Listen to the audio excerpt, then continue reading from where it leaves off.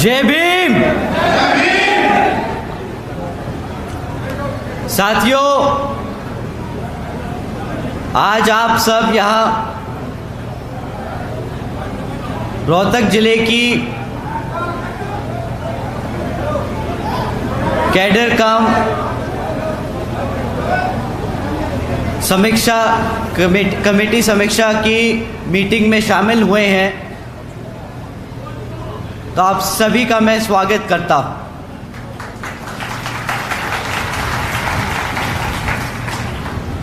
साथ ही साथ आज हमारी महिलाओं की संख्या देखकर, जो इतनी बड़ी तादाद में अपने घरों से निकलकर बसपा का मोर्चा संभालते हुए आगे बढ़ रही हैं, तो आप सभी का भी मैं तहे दिल से शुक्रिया अदा और धन्यवाद करता हूं।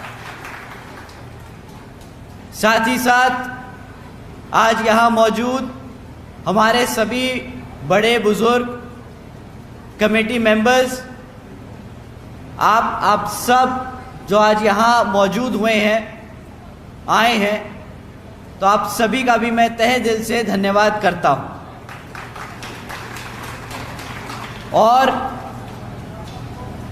आप सबको मनोरंजित रखते हुए हमारे बहुजन समाज के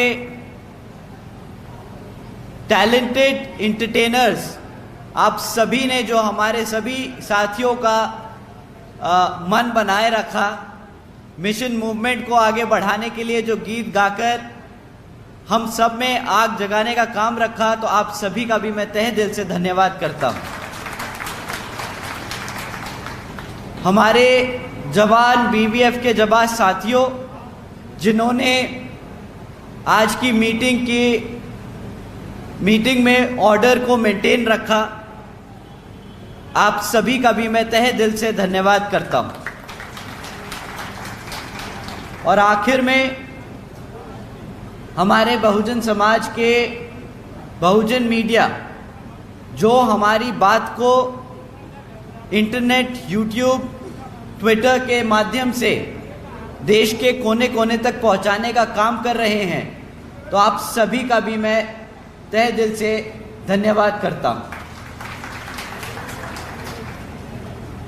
सबसे पहले मैं अपने सभी संतों, गुरुओं, महापुरुषों को, जिसमें खासकर महात्मा ज्योतिबा फूले, छत्रपति शाहूजी महाराज, नारायण गुरु, पेरियार रामास्वामी जी, बाबा साहब डॉक्टर भीमराव अंबेडकर जी एवं मान्यवर साहब श्री काशीराम जी को नमन करता हूं। मान्यवर साहब श्री काशीराम जी की एकमात्र उत्तराधिकारी हमारी आदरणीय बहन कुमारी मायावती जी को भी नमन करता हूं। उत्तर प्रदेश की 4 बार मुख्यमंत्री, लोकसभा व राज्यसभा की कई बार सदस्य रही आदरणीय बहन कुमारी मायावती जी, जिन्होंने अपने सभी एससी, एसटी, ओबीसी एवं अल्पसंख्यक समाज के साथ साथ सर्व समाज में से गरीबों और कमजोरों के लिए अपना पूरा जीवन समर्पित किया।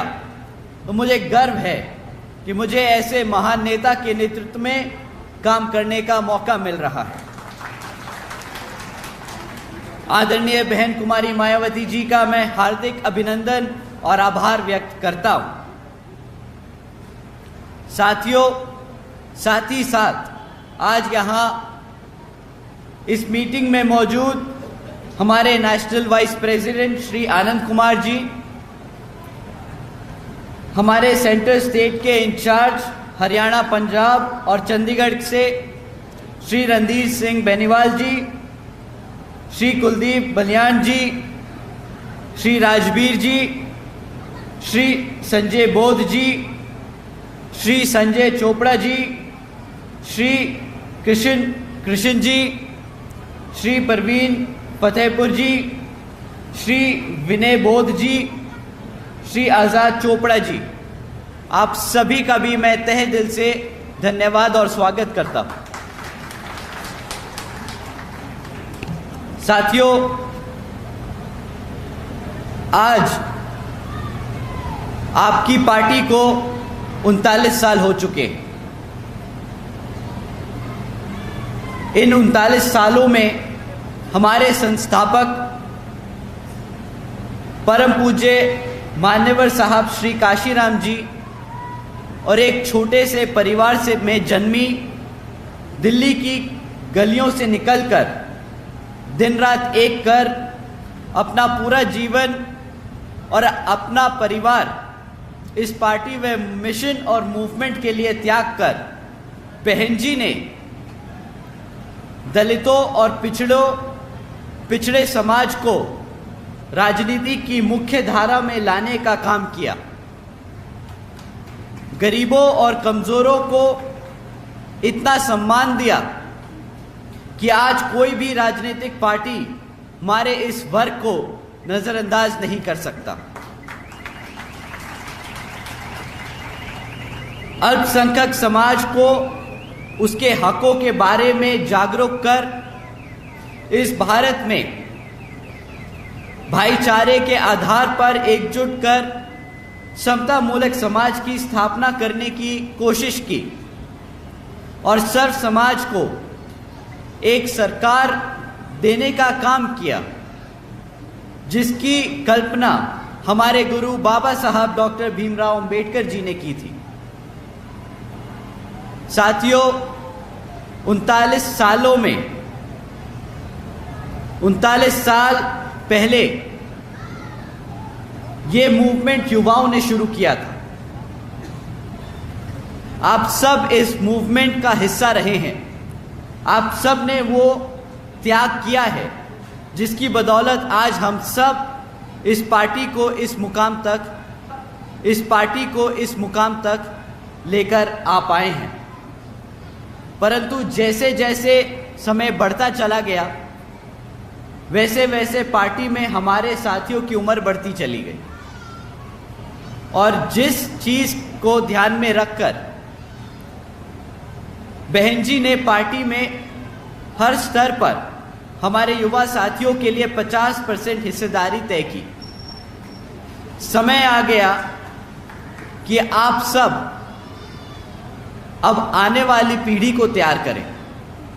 बहन जी ने हमें भेजा अपने परिवार से कि अब हम मिशन मूवमेंट में लगकर जो त्याग आप लोगों ने किए उसको हम आगे बढ़ा के चले, ताकि जो सम्मान और अधिकार आज तक आप सबको मिल पाए हैं और अभी मिलने जो बाकी हैं, वो आने वाली पीढ़ी उसके लिए काम करे, ताकि आप सब अपने जो रिटायरमेंट की एज है, जो बुढ़ापे की एज है, उसको अच्छे से व्यापन कर सके।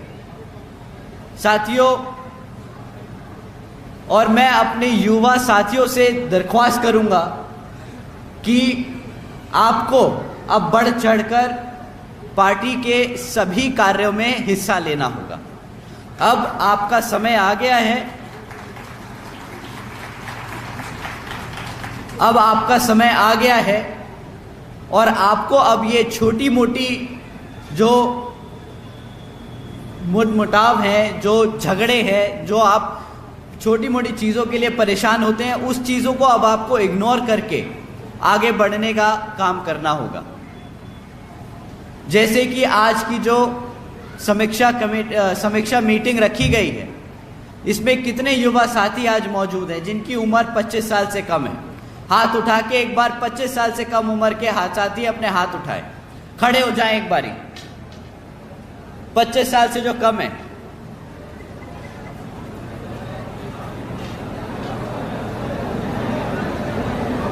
हमारे साथियों की संख्या 10% से कम है।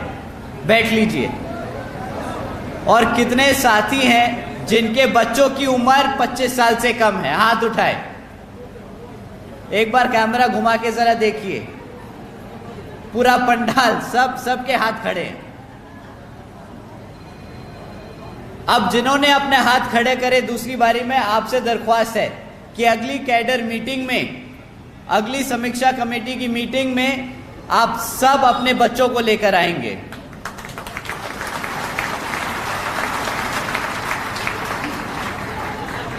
अब समय आ गया उनको भी समझने का।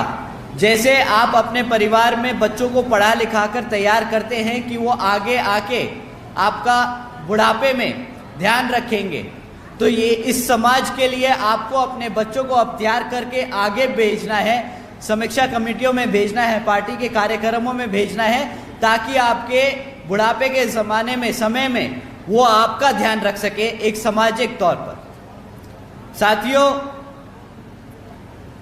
साथ ही में हमें ध्यान रखना होगा कि ये कमेटी की मीटिंग, ये कैडर कैंप इसलिए लिए जा रहे हैं ताकि आप अपने समाज में, अपने मोहल्लों में जाकर पार्टी के कामों को बता सकें। जैसे कि आपको मालूम है, विदित है कि अब कुछ ही समय में लोकसभा के आम चुनाव होने वाले हैं और लोकसभा के 6 महीने बाद ही हरियाणा में विधानसभा के आम चुनाव डिक्लेयर कर दिए जाएंगे। और वर्तमान की बीजेपी और जेजेपी की सरकार आपको गुमराह करने के लिए फिर से साम दाम दंड भेद आदि का इस्तेमाल करने के लिए दोबारा से मैदान में उतरेंगी। तो आपको इन सब बातों का ध्यान रखना होगा और इनकी बातों में ना आकर इनसे गुमराह नहीं होना होगा और अपने साथियों को भी उसी हिसाब से तैयार करना होगा। साथियों, इनकी हकीकत मैं आपके सामने कुछ स्मॉल शॉर्ट पॉइंट्स में रखना चाहूँगा। इनकी विफलताएं तो अनेक हैं, बट 4-5 मुद्दे आप लोगों के बीच में रखता हूं जो आप आगे जाके समाज में हर व्यक्ति को बताने का काम करें। पिछले कई वर्षों से बीजेपी जेजेपी की सरकार चल रही है और आज तक ना यहाँ पे गाँवों में पक्की सड़कें बनी, ना यहाँ पर 24 घंटे बिजली की व्यवस्था तय की गई, ना यहाँ पर रोजगार के अवसर दिए गए और ना यहाँ जाति और धर्म के नाम पर जो दंगे हो रहे हैं उनको रोकने का काम किया गया। साथियों, अभी कुछ ही समय पहले की बात है, नूह में मुसलमान और हिंदू के बीच में दंगा कराया गया।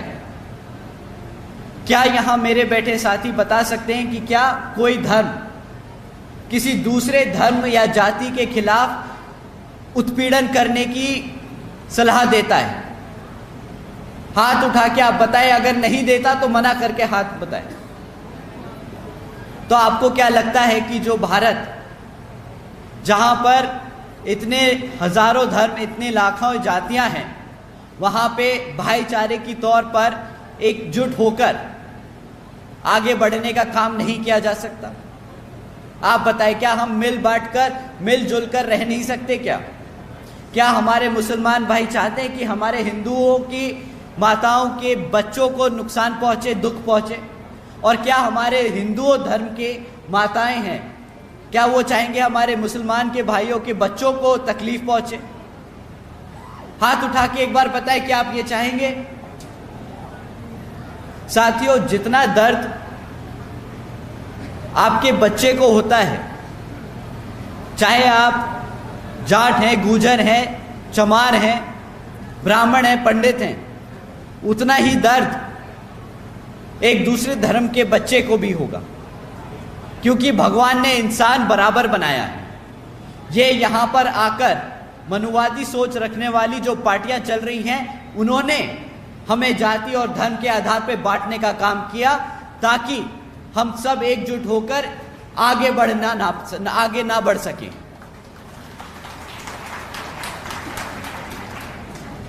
साथियों, आज भी बीजेपी ने सरकारी नौकरियों में SC ST OBC भर्तियों को ना कर रोक कर रखा है। जैसे कि आप जानते हैं कि जो बैकलॉग की जो नौकरियां हैं, आज भी यहाँ पे हरियाणा सरकार में पूरी भरी नहीं की गई, जबकि हरियाणा सरकार में 1,80,000 से ज्यादा नौकरियां आज भी खाली पड़ी हैं। आज BSP कहती है कि हमारी सरकार बनने पर इस बैकलॉग को सबसे पहले भर दिया जाएगा।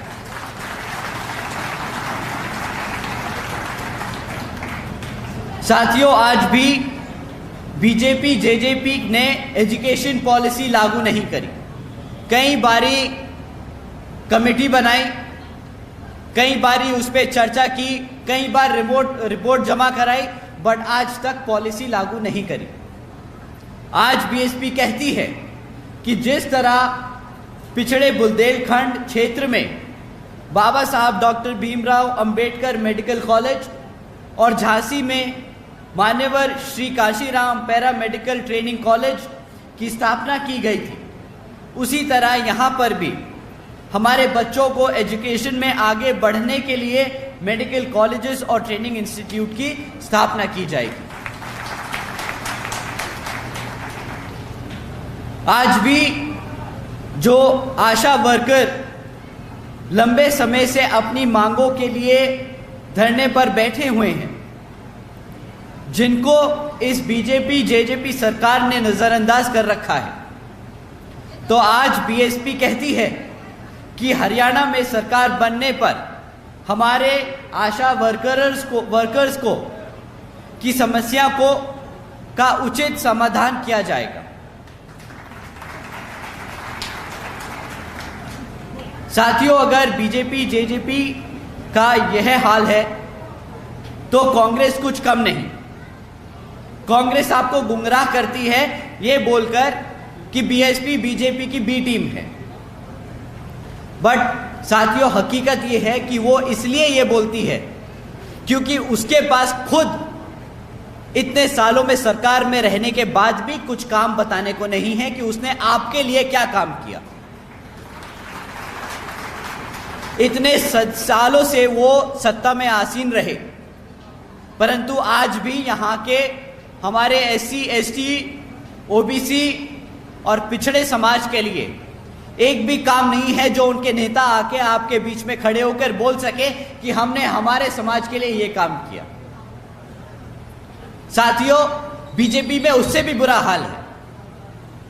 जब से बीजेपी सरकार में आई है, हमारे अपर कास्ट समाज के लोग भी परेशान हैं, क्योंकि वो खुद बखूबी जानते हैं कि इस सरकार में सिर्फ उनके खास लोगों के काम हो रहे हैं। हमारे अपर कास्ट समाज के गरीब और मजदूर लोग आज भी उसी हाल में हैं जिस हाल में पिछले कई सालों से कांग्रेस की सरकार में रहे। साथियों, आपका काम है समझाना, इन लोगों को जो भटके हुए हैं उनको सही राह दिखाना और बताना कि किस तरह 4 बार की शासन में जब बहन जी ने सरकार बनाई, अपने 4 बार के शासन काल में किस तरह उन्होंने गरीबों, मजदूरों, कमजोरों के लिए, हर वर्ग के समाज के लोगों के लिए कितने काम किए। साथियों, इन दोनों की सरकार में सिर्फ इन्होंने कुछ ही खास लोगों की तरक्की होते हुए देखी। आज सर्व समाज में इनकी विफलताओं को अगर हम गिनाने बैठें तो समय कम पड़ जाएगा। आज हम बहन जी की सरकार में 4 बार के शासनकाल में जो काम हुए वो आपके सामने रखना चाहते हैं। आज जब बहन जी की सरकार को याद करते हैं लोग, तो उन्हें याद आता है वो समय जब बहन जी ने सावित्रीबाई फूले बालिका शिक्षा योजना के तहत 7 लाख से ज़्यादा बच्चियों को 12वीं तक की शिक्षा प्राप्त करने हेतु 600 करोड़ से ज़्यादा लागत इन बच्चियों को अपने पैरों पर खड़ा कर एक उज्जवल भविष्य देने के लिए खर्ची। उन्हें याद आता है वो समय जब बहन जी ने देश में पहली बार सरकारी कॉलेजेस में स्टूडेंट हॉस्टल्स के अन्य पिछड़े वर्गों के छात्रों के लिए 27% आरक्षण की व्यवस्था तय की। साथियों, उन्हें याद आता है वो समय जब बहन जी ने महामाया गरीब बालिका आशीर्वाद योजना के तहत 3,25,000 बच्चियों को 1 लाख रुपए देने का काम किया। आपको जानकर हैरानी होगी साथियों कि इस योजना के तहत बहन जी ने 3,250 करोड़ रुपए अपनी बच्चियों को देने का काम किया। साथियों, उन्हें बहन जी का वो समय याद आता है जब बहन जी ने सरकारी नौकरियों के साथ साथ सरकारी ठेकों में भी आरक्षण की व्यवस्था लागू की थी। और साथ ही याद करते हैं वो समय कि किस तरह बहन जी ने सरकारी नौकरियों की भर्ती पर लगी रोक को हटाकर बहुजन समाज के साथ साथ सर्व समाज के सभी जरूरतमंद लोगों को नौकरियां देने का काम किया। साथियों, हमारे लोग याद करते हैं वो समय जब बहन जी ने प्रदेश के व्यावसायिक technical institutions, engineering colleges, polytechnic एवं इंडस्ट्रियल ट्रेनिंग इंस्टीट्यूट्स में अन्य पिछड़े वर्गों के लिए 27% आरक्षण तय किया। और याद करते हैं वो समय जब बहन जी ने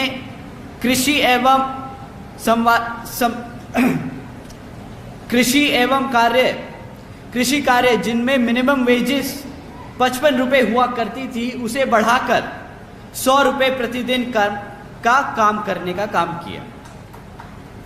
और अन्य पिछड़े वर्गों के लोगों के लिए क्रीमी लेयर की जो आय थी, वार्षिक आय थी, जो 3 लाख रुपए हुआ करती थी, उसे बढ़ाकर 5 लाख रुपए कर दी गई ताकि उन सबको बीपीएल का फायदा मिल सके। साथ ही साथ बहन जी ने गन्ना खरीदी के दाम दुगने कर दिए गए थे। आदरणीय बहन जी ने अपने शासनकाल में 90,000 से ज्यादा अधिक शिक्षकों को सरकारी नौकरी दी, 1 लाख से अधिक सफाई कर्मचारियों को भर्ती किया और 2 लाख से अधिक जवानों को पुलिस फोर्स में भर्ती किया ताकि हमारे लोगों को अपना प्रदेश छोड़कर अपनों से दूर रहने की जरूरत ना पड़े अपना पेट पालने के लिए। साथियों, जब भी कोई सरकार आती है वो सबसे पहले अपने समाज, अपने खासों को नौकरी देती है, परंतु बहन जी ने ये अपने 4 बार के शासनकाल में इस नीति को दूर रखते हुए सर्व समाज में से जरूरतमंदों को सबसे पहले नौकरी देने का काम किया।